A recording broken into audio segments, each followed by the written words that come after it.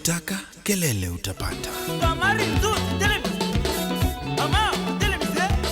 Good morning, Kenya. Welcome to your number one station, Kelele FM. And you're with me, your host, Susie B. And the only prince in Africa, Emeka the prince. Yes, the only prince in Africa. We are talking about bride price, otherwise known as a dowry from Emeka's side of the continent. For the longest time, this has been an age-long African tradition that before any African marriage, the groom's parents or the groom's family actually goes on to visit the bride's family and give them a token of appreciation before they take their daughter away. But in the recent times, we have seen that most families are demanding for huge sums of money from the groom, and this has made it very difficult for most young people to actually settle down in harmony. Is it right? Do you think we should abolish this practice and decide that no, we need to try and embrace other things that would symbolize this? Or do you think we will be killing an important African tradition?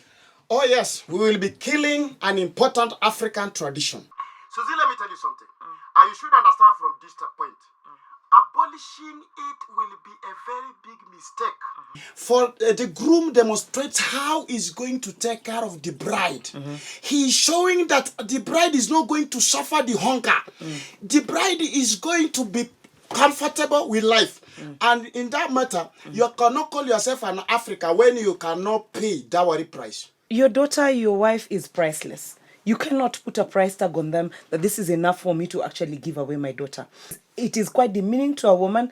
It is making her appear as an item for sale. You know, the moment my husband came and then he found that he could actually sit at a table and negotiate how much he was getting for me. This number of cows, no. This amount of money, no. This can't work. We can only meet halfway. Am I a piece of property? Are you supposed to bring me to that? But you see, the bride price gives a wrong connotation. Saying price simply means something on sale, something being sold. And the truth is, dowry is appreciating things. What does that then mean? It's as if you have bought me. The moment you have bought me, I am your property. Yes, Susie, we will be like wild gods. But dowry brings order. The man appreciates the value of the wife that costed him. Okay, you see, the father of the bride has struggled with his daughter to bring her up. And you as a man, you are going to benefit from this daughter.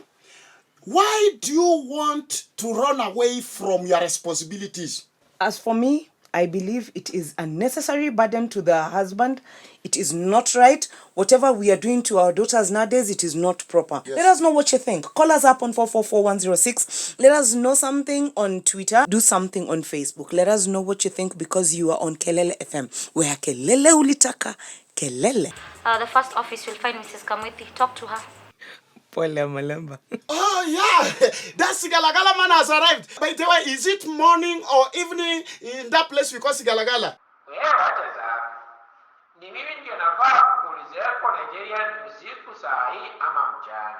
Yes, tell us something, Chief.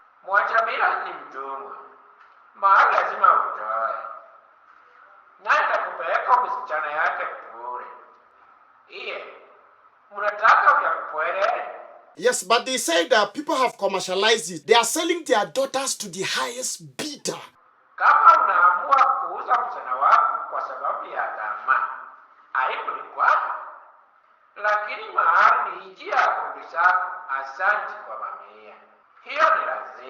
Na sasa kama kijana ndio anaanza maisha Malemba, ana bado kakitu. Sasa kama huwezi toa kitu, si utadharauliwa. Hapa hakuna shortcut. Hiyo mahali utatoa hapa. Utatoa. Sawa, asante Malemba kwa kutupigia. Nitakumbuka sauti yako next time. Let's keep this conversation going. Call us at Kelele FM where Kelele ulitaka, Kelele umepata. Yes, and here we are smoking with the topic bride price, or better known as dowry, according to Emeka. Yes. Do you think that it should be abolished because it has been heavily commercialized? Or do you think that according to African tradition, we are supposed to maintain it? Call us on 444106. Hello, Kelele FM. Hello, Kelele. Yes, unaitwa nani na unapiga kutoka wapi? Huyu ni Gertrude hapa kutoka Naivasha. Yes, Gertrude, tuambie. Mimi naona mambo ya mahari imetumika vibaya. Kuna watu wanatumia hiyo kunyanyasa wengine. Mbona unasema hivyo? Naona mzee wangu alipoaga, mashemeji wangu walipanga ndugu yake anioe, yani anirithi. Haya nikakataa, venye waliona nimekataa wakaninyang'anya mali yote ya mzee, Alikuwa ameniachia ati ndio nikubali. Alafu ukafanya nini? Niliamua kuwa kichwa ngumu, nikatorokea Naivasha na watoto wangu. Aya, pole kwa hiyo. Lakini leo tunaongelea kuhusu mahari. Sasa ndio nasema hivi. Hawa watu watakufanyia hivyo kwa sababu walipeana mahari. Unaona? Kwa hivyo, wewe ni mali yao. Watafanya kenye wanataka. Kwa hivyo wewe unaona tuitupilie mbali kabisa? Iko na uzuri wake na ubaya wake. Lakini wale watu wanadhani wamenunua mtu, waache. Hiyo ni tabia mbaya. Aya, asante Gertrude kwa kutupigia. Well, I think people misunderstand the concept of dowry. Dowry is a gesture. Dowry is not the price of a woman. And as I said earlier, in Nigeria, the bride price is paid, and then on the wedding day, it is brought all back. That is Nigeria. Here in Kenya, the moment the dowry has been paid, that's it, you're sold. Hello, Kelele FM. Good morning, Susie B, and that other Nigerian guy. Yeah, the other Nigerian guy is not just the other Nigerian guy. He's Emeka the prince. He has a lot of dowry. If you are beautiful enough, you can be considered. I'm like super hot, but let me just say, you're nowhere my league. So, what do you have to say about dowry? Like seriously, these guys are stretching it. I know it was there during the days of our grandfathers, blah blah blah, fine. But today, if I want to get married to someone and you tell the guy he must pay this amount of money, I have a problem with that. I'm not a commodity with a price tag. But surely the man has to show some appreciation to your family. But let him do what he can. But this business of we want 400k, oh no, I have 100k. Okay, then make it 350. Like really? In fact, it makes me feel like a product on a shelf. Let me tell you something, Susie. Give Caesar what belongs to Caesar. As it is even written in the Bible, there is this man. I don't know his name. Maybe it is Pharaoh, or maybe it is Moses, or maybe it is Jacob. Was it Jacob? Yeah, I know. He was Jacob. I was coming to that point. That man, actually, he worked 7 years of slavery, working for one wife. At the end of the day, he was tricked. And then he had to work for another 7 slavery years in order to come to the right partner. Why? Because it is God's will. Hey! It is God's will, oh. I'm not saying that we should totally abolish it. All I'm saying is that we should then replace it with something else. If at all we have gone to the point where we are making this appear as business. We are making this appear like a cattle market. Yes, Mrs. Kamwezi? Niko salama. How are you, sir? Well, very well indeed. Just give me a minute. Yes, hello? On Twitter? Okay, let me check it out. Okay, thank you. So how about you? How is your work? We are fine, sir. But we are trying to look for ways and means to cut down on expenses so that we can manage the cash flow. I wonder what is the thing on Twitter. You know, sir, sometimes we are forced to look for ways and means to cut down on expenditures. Ndio at least tunasave kitu kadogo hivi. You know, tuseme kama mtu akishida hivi tunaweza. What's this? Huh? Mrs. Kamwezi? You never paid her? Sir, that is what I'm trying to explain to you, that we are looking for ways. Oh, come on, Mrs. Kamwezi. This simple arithmetic. Look at this mess, huh? Sir, I'm trying to tell you that... Mrs. Kamwezi, you're supposed to pay these people simple and then they leave. It's just simple as that. Huh? You don't have to dilly-dally with their cash prices here. Go ahead, just get me her number.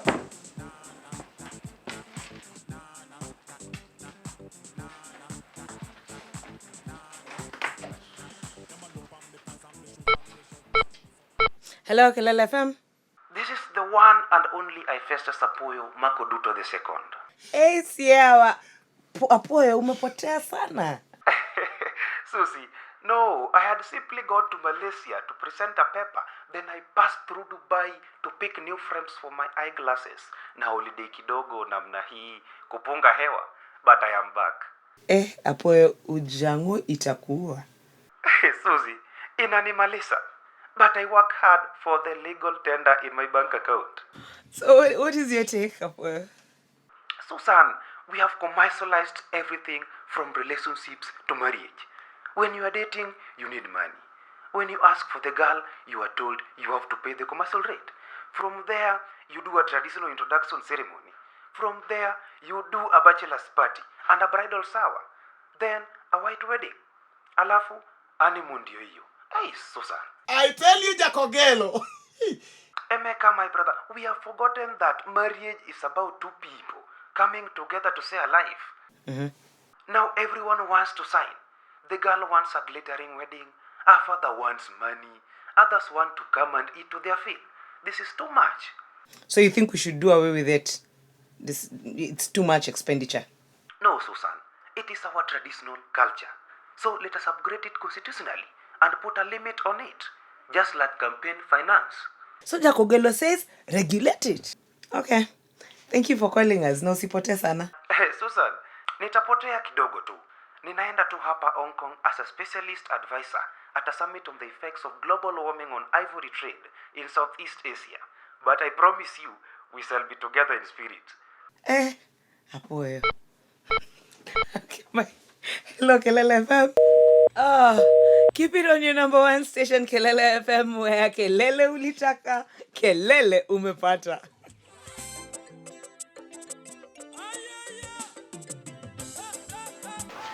Hebu nikuulize, sababu ulilipiwa mahari, kwani lazima mtoto wako alipiwe mahari? Kijana wangu akitaka kuoa, si ataitiswa. Nafikiria hiyo ng'ombe inatoka wapi? Wewe waacha. Kwani siku hizi watu upeleka ng'ombe? Watu wamedejetika siku hizi. Wacha nikwambie, hata kama wewe ni tichito, si unataka msichana wangu? Nani? Hata kama unatoka Chavani, hiyo ng'ombe tichito utaileta. Sasa nyinyi watu ndio mna stressingi vijana siku hizi wanaogopa kuoa. Wacha nikwambie. Mungu akikucha kwetu kunichukua si aliema. Halafu huu unataka nikupia tu msichana wangu hivi tu kama mandasi yako bure. Siku hizi na yeye uchumia saa hizi. Inaweza kuwa mtu anataka kulipa mahari ndio. Na usisahau wanapendana lakini hana. Lazima understand. Hata wewe understand. Nikileo huyo mtoto nilimlea uchumi kiwa ngumu sana. Sasa hii kidogo na stress ya huyu kijana. Ungemwacha tu aende aanze maisha nayo. Wanasemanga ache. Mwanaume ni nini? Mwanaume ni hebot. Welcome back to Kelele FM, and today we are talking about bride price. Do you think it's about time that we did away with this tradition because it's being abused, or do you think we should maintain it because of tradition? Let's know what you think. Call us on 444-106. Hello, Kelele FM. Hello. Name and where you're calling us from, please. This is Rita from Embakasi. Yes, Rita. What is wrong with this Kenyan men? Siku hizi wanataka wanawake wako na pesa. Alafu wakati wa kulipa dowry wanaanza kungungunika. Style up. I thought they're intimidated when you have money. Yes, when you earn more than they do. Aren't you generalizing things, Rita? The first few days, they're generous. Mkizoeana kidogo now, they expect you to chip in when you go for dates, chip in on that, chip in on this, which is actually fine with me if I can afford it. But when it comes to dowry, you should walk the talk. Aren't you becoming a bit too materialistic? It cuts both ways. Why do you want to harvest and not compensate to the one who planted? Okay. If there are those who have commercialized and abused it, let them be condemned. In many of our cultures in Nigeria, it is brought again back to the groom's father to give it to the couple, the new people, so that they can start life with. Hello, Kelele FM. Susi na Emeka. Obae, county inaendeleaje? Nilitoka ikiwa salama. Sasa niko hapo Yugis na tafuta chiro ya mboga zangu. Unajua nimepanda mboga kila aina. Niko na linagu, chinsaga, lisosa na zingine. Najua wewe ni mkulima namba 1 Obae. Lakini topic ya leo unasemaje? By the way, hizi mboga zangu I can export them to Minnesota. Unajua tuko na watu wetu wengi sana huko. Hata my cousin Mosoti ndiye alikuja na hii idea. Ndio Obae, lakini topic ya leo atuongelee juu ya mboga, tunaongea juu ya mahari. Hata wewe kuwa mpole, unachosikia point yangu. Kwa nini nashughulika na hii maneno ya mboga? The reason why is that I want to use this mboga to educate my lady possibly so that she can go to Minnesota. Aende wapi? Minnesota is a city in America. Kwanza ni kubwa hata kuliko hiyo Nairobi yenu mnachifanya nayo. Wewe Obae unaonekana unapenda pesa sana. Yeah, I also have a daughter. You also have a son. Feel welcome. You sound like a understanding fellow. Ya, lakini hauko na upumgofu kwa akili. Ng'ombe sitafika aje Nigeria. Where there is something small, there is a way. Asante sana Obae kwa kutupigia. Now seriously, if you're talking about cows in 2014, what about when your daughter becomes an adult? Of course, we will just turn it into Nigerian naira and then we I give you the bank account. Haya watu wangu, tunazidi kugonga hii topic. Mnasikiaje mambo ya mahari? We tupigie simu hapa Kelele FM, tuandikie kitu kwenye arafa ya Twitter, tuandikie kitu Facebook. Tujue kwamba unasemaje juu ya mahari, kwamba tuiondoe au tuhifadhi mila. Kelele FM, kelele ulitaka, kelele. Kelele FM. Do you know there are actually engagements that are called off because the groom cannot be able to afford dowry? It's very unfair. Well, life has never been fair. You know, I'm wondering, with all these loan packages, nobody has come up with a brilliant package like Mahari loan. I like that. You know, if I was a banker, I would be a billionaire because I would do exactly that. Marry 10 wives and retire. But what am I? Just a DJ stuck with these decks and these boring people. A dowry loan? Just brilliant. I know some fellas in one of these Nigerian banks here. Surely, Emeka, by now you should be able to tell what is a joke and what is not a joke. What is wrong? He was only developing a good business idea. You can't have a wrong product for dowry. There are things you can't do business with. Well, okay, come on. We can still discuss that one after work. Okay? I don't believe it. I believe it.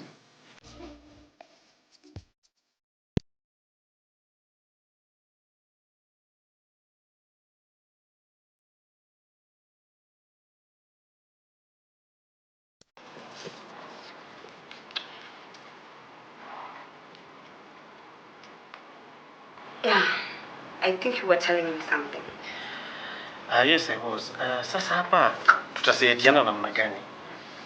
Hii tutatumaliza. Labda uniambie.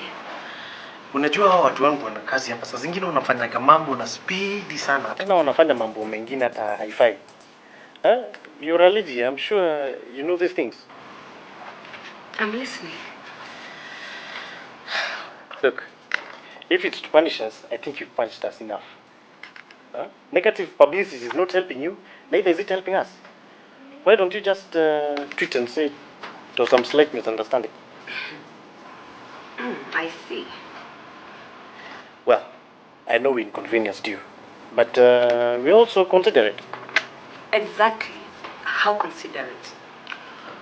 Well, let's say a small disturbance allowance of 20k. You think these are small disturbance? This was a major disturbance. All right. What if you squeeze in an extra 10k? Plus my cash price. Plus your cash price.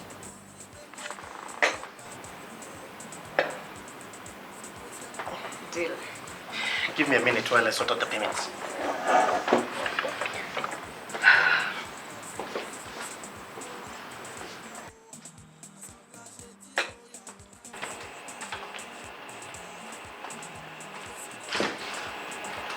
How did it go? We have to sort her out. Draw a check for 30k. 30,000, that is a lot of money. Yes, it is, Mrs. Kamwithi. And from now on, let Gladys handle the cash prizes. Okay. Can I charge it to the office expenses account? No. This time, charge it from Pauline Kamwithi's account. So that you may know.